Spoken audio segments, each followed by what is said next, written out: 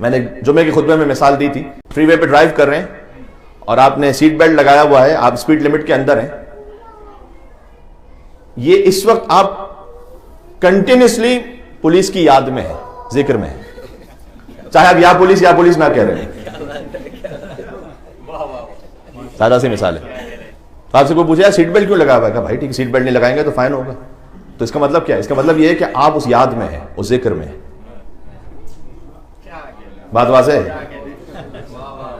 تو اگر میں ڈرائیو کرتا جاؤں 100 کے لمٹ پر 125 تک،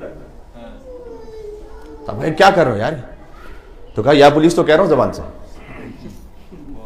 تو بھائی یہ تم زبان سے کہہ رہے ہو، اس ذکر لسانی کا تم پر اثر کوئی نہیں ہو رہا. ایک ہے ذکر لسانی جس کا ثواب اپنے مقام پر ہے کہ اللہ سبحانہ و تعالیٰ کا ذکر کیا جائے، لیکن جب وہ ذکر ٹرانسفارم ہو جائے ہمارے عمل میں، پھر انسان صحیح ذاکر ہے. یہ بات واضح ہو رہی ہے؟